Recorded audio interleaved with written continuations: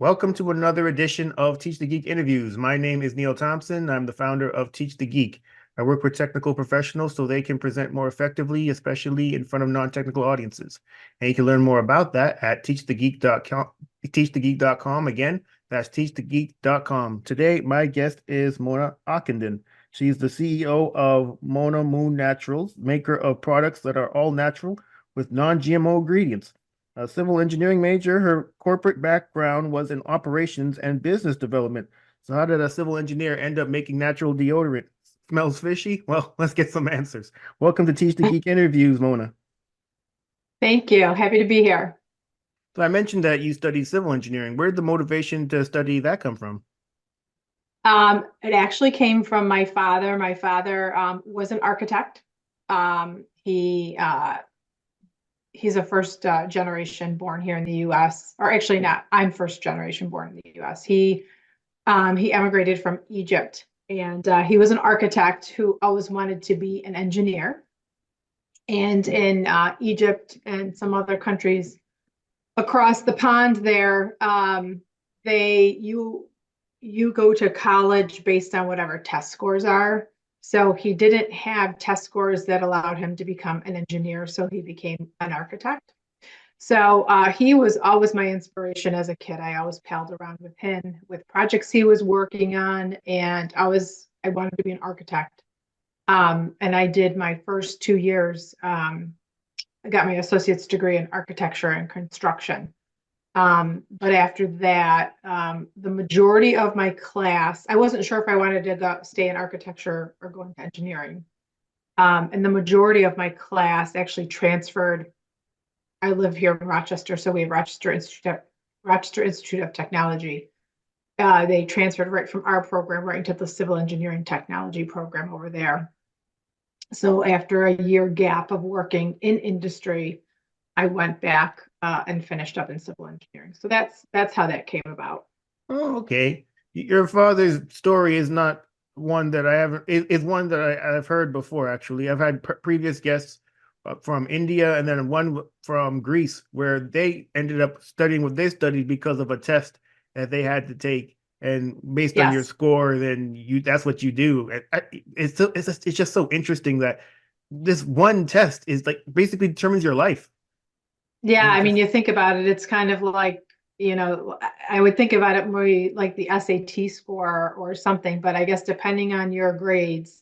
And he took it several times because he really wanted to be an architect or an engineer. And it's interesting because when you looked at the projects that he created, they were very, proportional. Even like the house he designed for us, it was a house, it was a very functional house. It wasn't an artistic home where typically you find the architectural flair. So yeah, that's he had been pushing the engineering route big time. So he was excited when I finally made that decision. So yeah, I think the people like us who grew up in this part of the world, we really need to be grateful that even though you might have to take the ACT or the SAT, based on your score, it's not going to determine necessarily if you can study engineering or not. I mean, so right, maybe you don't get to go to MIT, but you can go to correct. a school, local to you maybe. Absolutely. Absolutely, for sure. Yeah. All right. So, I mean, I mentioned a bit about your corporate background, but perhaps you could mention a bit more about that. What did your work in corporate entail? So so the firm that I worked for, when I joined it, it was a 300 person firm. I was based in Albany, New York. I was in the Rochester office, very small office. And I started working in traditional civil engineering, site design projects. And after a year, maybe 15 months, it's really when the wave hit the country with cell towers. And that was back in 94, 95.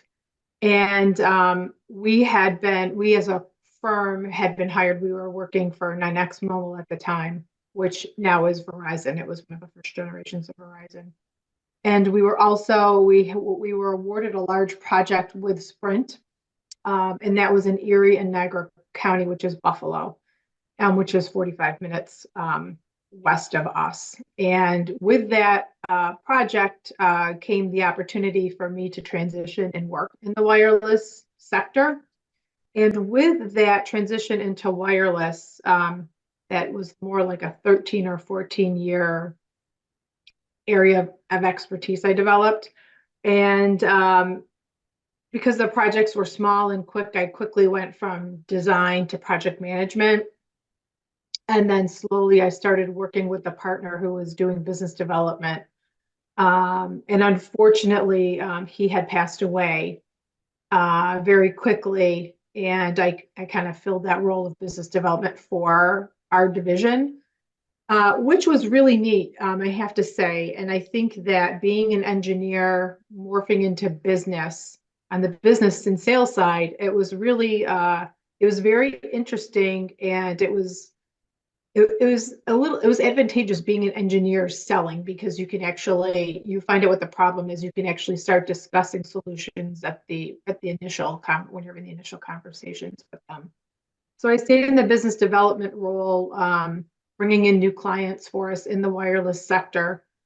And then probably we started to morph out of the wireless sector just because it became very saturated with other engineering companies. And at that time, we had been growing in the utility space. So then I went back into the civil engineering practice, into the group where we were working for governments and institutions and hospitals. And I stayed in that business development role, since it really seemed to become my sweet spot of what I was doing. And then as the company grew, more opportunities came about, and I became the senior vice president of business development for the entire company. So all of the business development folks, at that time, we had 14 offices. We had, 1,400 staff. And so all of the regional folks were reporting into me, and we were serving all of the business units. And I really enjoyed it. I really did. And from there, I was a partner at the firm. And then I had an opportunity with a small woman-owned business a friend of mine had started. She was in the wireless sector, very small. She was based in Saratoga, and she was growing very quickly, but she didn't have a structure built for the company. So I went in there, and we put together a plan. At the time I came in, there was 14 employees, and I think we're about a $4 million company. We put a plan together, and after 5 years, when I left, we grew the company to 65 employees, and we were at 16 million at the time. So it was pretty much going in and everything that I had learned on the corporate side, and now implementing it into a new company. So Nice. That's what. yeah, Thank you for that summary, basically, of your life up until that point. yeah. The next question I had to ask when you were talking, it made me think about managing people. So, is that something that you aspired to do, or is that something that kind of just fell into your lap? It fell into my lap. And with for anybody that worked in the wireless sector, it's a very, very fast-paced moving, sector. There's time frames. They have FCC deadlines, and I had an opportunity to work for pretty much every carrier up and down the East Coast. And then we had one client who was building gateway earth stations across the United States and Canada. And everything is very, very critical and very time sensitive. So it just happened. It just fell into my lap, and I happened to have some great mentors around me that I learned and I grew with. So it was it was very spreadsheet driven every day. You have hundreds of sites every day. You're reporting on it, who's working on what. So in that marketplace, you have to work very, very fast paced, and it was a good knack. I seem to do well in that space. So When it came to being a leader of people, what's one thing that you found surprising about it that you didn't anticipate? I didn't anticipate some staff coming in and not, they had this entitlement. They didn't want to do the work, where because at the time when I came in, we were a small firm in a small office. I think there was 4 or 5 of us. We did everything. And I seem to find that as the time went on and we grew as a company, and then even college kids coming in, they just wanted the big salaries and didn't want to put in the time and effort. Um, where I'm a firm believer, I have been successful in every role that I've had because I've actually done that. I've done that job, so I know what's required to do the job, to move it forward. Where sometimes you have folks coming in from college with a project management degree, which is very organizational. However, sometimes they don't understand how long it actually takes to do a task because they themselves have not experienced doing it. Um, so that was a little surprising as I grew in my role, folks coming in and they don't have the willingness or the drive to work extra to do work, to work hard. So Huh. Yeah, that would certainly be surprising for sure. yeah. Uh, well, And that was more later, and later, I would say that's more later in my career, not early on in the career, because at the place I was at, the projects we were working on, we all knew the requirements, we all knew deadlines, we knew what had to get done, so we're all in it together. got it. So I think as the years went on, that's when I really started to feel that. All right. Well, you certainly don't have to deal with those college kids anymore because you I started don't your own know. your own No. enterprise called Mona Moon Naturals. So what was I guess the what is Mona Moon Naturals and what was the motivation to start it? So Mona Moon Naturals is a natural skincare company, and my sister had breast cancer in 2015. And it was through her diagnosis that we learned of the many chemicals in our skincare products, our household cleaning products, and the list goes on and on. And as I personally was transitioning myself and family to cleaner, healthier products, I really struggled with deodorant. And a mom at my son's school, she sold essential oils and had a recipe for a deodorant paste that she shared with me. And I started using that, making the deodorant and modifying it for my own needs because I have very sensitive skin. Shared it with my sister and friends and family. And for 3 years, I would just send a note out, "Hey, I'm making deodorant today. Who would like some?" kind of a thing. And after 3 or 4 years, I had some. I was a part of, with my role in the engineering world. I was a part of the Women's Presidents Organization, and we were at a retreat, and several of the women are like, "You really need to start expanding your products and bringing this to market because it's very necessary and needed by many people." So that was like my little nudge, and I started to think more about it. And with my husband, I made the decision, yeah, let's explore this a little bit more. And we put together. I hired somebody to build a website, and it was just going to be a side hustle. And after when we launched it, we had our deodorant paste, and then we added a body butter and a lip balm. And after, I think it launched online in March, and then I really saw the benefits of it. I was working with some local cancer organizations and really learning more from those who were using it, the benefits of it. So by that November, I decided to step away from corporate and really start building the company. So that in a nutshell is it. So all of our products are made in small batches.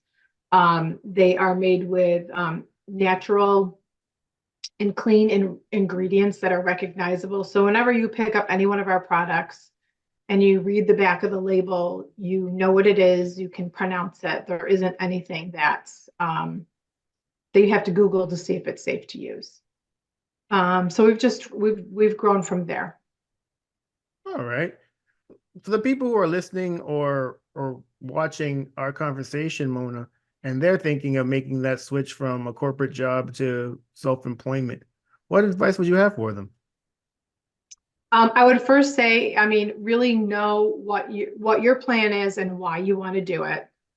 Before you, like for myself, before I stepped away, and I stepped away once because I had said I achieved what I wanted to achieve at the company that I was at, and another person had come in to really take the company to the next level. And I went back into the business development role, which I loved what I was doing. But I didn't step away until I knew my product was proven. It was a proven product, and I had customers, and I had retail boutiques that were purchasing the products, and I also had a couple of I had some projects on the side. I was consulting for a couple companies at the time when I stepped away. So there was at least something there to keep the money flowing. But before stepping away, really, really know your ins and outs, know what you're doing. Have a group of mentors around you in that space, because now, like for myself, I went from engineering to skincare, which is night and day. So I had to seek out and find others who can help me grow. Yeah, that's great. That's great advice. You know, Mona, when I first started this channel, it was all about the public speaking journeys of people, and it still is to some extent.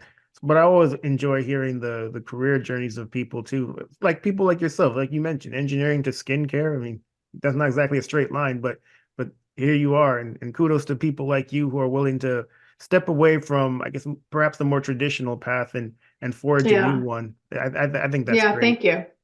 And So what? I say it often to high school classes when when I would mentor, or even, I go back to RIT. And even last week I did a presentation to the senior marketing majors, just going in and talking more about it.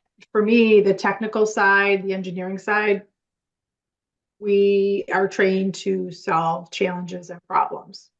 So I was presented with a problem and I figured it out. So I feel like we can take that and transition it to anything. Yeah, for sure. You know, as I mentioned when I started, it was about public speaking, and really even more specific than that, it was about my own struggles giving presentations in front of management when I worked as a product development engineer in the medical device industry. I wasn't very good at it, but I Mhm. got a lot better at it over time. But for yourself, is speaking in front of others, is that something you've always been good at? And if not, what'd you do to get better at it? So I was fortunate that when I really started to dive into the wireless side, a part of my job was going and speaking publicly at town board meetings, in front of clients, and so on and so forth. We at the time had a great program every year. They would select, 2 to 4 employees company wide, and we went to Dale Carnegie. So I went to Dale Carnegie probably like within 2 years of my career, 2, 3 years of graduating college. And that was key for me, really building the comfort and the confidence for that. And then, I mean, there've been times where I've gone, a year, 2, 3 without doing any kind of presentation. So it's like getting back on the bike, just, preparing well. And I really do enjoy giving, going into colleges, going into high schools and mentoring and having those conversations and those presentations just to keep those skills going. So for me personally, Dale Carnegie was the big trainer. And then I just had opportunities from then on, before boards, presentations to customers, clients, as we were presenting RFPs and presentations to win jobs. So it just continued from there. And it was always in situations where I had an opportunity to have a team. We had the team and we did a lot of practice before we went in. There was one presentation, we actually had 16 people come in for just, for various reasons, but it was pretty dynamic. Wow. When it comes to And the there's times I've gone, I mean, I had a presentation a couple of years ago, and it was a TED Talk style presentation. And, I got on the stage and it was like, you're looking at a sea of people, and I hadn't had that kind of experience in a long, long time. So I was a little nerve wracking, but once you get going, you go. Indeed. When it comes to the presentations that you've done, Do you have a process for putting them together? And if so, what is it? Well, I usually, dive into who's the audience, what are they there to learn, what are they there to hear, and then from there, I just kind of outline what their as if I was going to the presentation. What do I want to learn? What do I want to see? And then try it at the very beginning of that presentation, because you only have a few minutes, really a minute, if not less, to grab their attention. So at the very beginning of the presentation, speak to them about what they're going to take away. Try and find something that will resonate with them. So I outline it, and then I usually do, a PowerPoint kind of a presentation, and then I will do a couple dry runs practicing, even if it's myself on Zoom, just doing it just to get the timing and so on and so forth down. Yeah, the timing part is so important, at least to me, because Timing is very important. Yeah. if you go over, it's just disrespectful to the audience, in my opinion, and that's just Mm-hmm. something that I think a lot of people just don't take into account. I can recall so many conferences that I've been to where people just go over time, and not only that, but there's been instances where perhaps you were supposed to start at 10, but you end up starting at 10:05, we'll say, and you have half Yeah. an hour. But if you go for the half hour, now you're finishing at 10:35 as opposed to 10:30. So do you still say I was given 30 minutes, so I'm finishing at 10:35, or do you say I'm gonna try to shorten it so we can get back on schedule so I can finish at 10:30? And I just think most people pick the former and not the latter. Yeah. And it's so important, as you know, when you go to a conference, that in between time is very critical for the audience for checking in with their work, their emails, whatever. It's very disruptive to their day because that's their time. So if we can't start on time, we should always honor their time when we're supposed to be done. That's how I've felt. So Yeah, that's an excellent point. Well, when it comes also to you speaking in front of others, do you ever get nervous? And if so, how do you deal with your nerves? I do get nervous, but and sometimes I feel like I'm babbling. Um, However, I just kind of remember that the audience that I'm speaking with, they're regular people just like myself, and they have, they get nervous and so on and so forth. So yeah, I think once you get for myself, once I get going, then I'm okay. So, but getting up to that point, it can be a little nerve-wracking, but I'll just keep deep breaths and, always have water and things like that. Yeah, I think that's a great attitude to have. The fact that even though you're nervous, the people in the audience, if they are giving a presentation, they may very well be nervous too. So just remember Absolutely. the humanity of people. I think Yep. that is And really and if good. the per- and if the and if somebody in the audience is annoyed or whatever, well, they're not my people. You know, they're not my people. So if they Yeah, don't have grace, then that's fine. You know. right. Hopefully that person that's annoyed isn't somebody who's a decision maker though. So Absolutely. Absolutely. But they wouldn't be my person to they wouldn't be that right connection if they, even with a job interview, if our team didn't provide them with the information, you don't want to force the issue because, from that point moving forward, there's going to be a flaw in the project. Yeah, So I totally understand that. So again, for the people who are watching or listening to our conversation, Mona, and they see the benefit of getting better at speaking in front of others, presentations, that type of thing, what's one piece of advice that you could give them to do to become more effective at it? well, I would find ways to be with people to speak, whether it is like a Toastmasters group or any kind of local networking organization where you have an opportunity to speak about yourself, speak about your company, or even just making sure that you on a regular basis you are meeting with somebody, whether it's somebody new one-on-one, having coffee, having lunch, or even opportunity to speak about yourself and your pitch, whatever you yourself want to be very good at, your elevator pitch. Take an opportunity as you meet everybody just to do that and start to get comfortable. And then just go from there. There's so many, now it's so different than, 30 years ago when I graduated college, where it was everybody went to Dale Carnegie, or, it was Toastmasters. A lot of companies had Toastmaster meetings. But just, seek out other groups and find a group you are comfortable with and start chatting with them. And you can even be candid and say, hey, even with your friends, hey, I have to give a presentation coming up. Is anybody available? I'll buy pizza. You guys come over. Let me test it out. They're going to do it.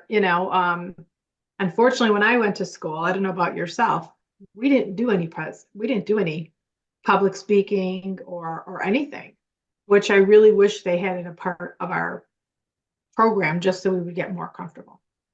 Yeah, there wasn't anything for me as well when I was in school. And then Yeah. now we end up being those engineers that come into corporations and can't speak to people. Yes. Yeah. It's unfortunate, but Yeah. I'm trying to do my part to try to change that. This has been a great conversation, Mona. Thank you so much for being a guest. How can people get in touch Thank with you for the opportunity. They can reach out to me. My email is mona@monamoonnaturals.com. Excellent. Well, everyone, that marks the end of another edition of Teach the Geek interviews. My name is Neil Thompson. I'm the founder of Teach the Geek. I work with technical professionals so they can present more effectively, especially in front of non-technical audiences. You can learn more about that at teachthegeek.com. Again, that's teachthegeek.com. Until next time, take care and stay safe. Thanks, Mona. Thank you.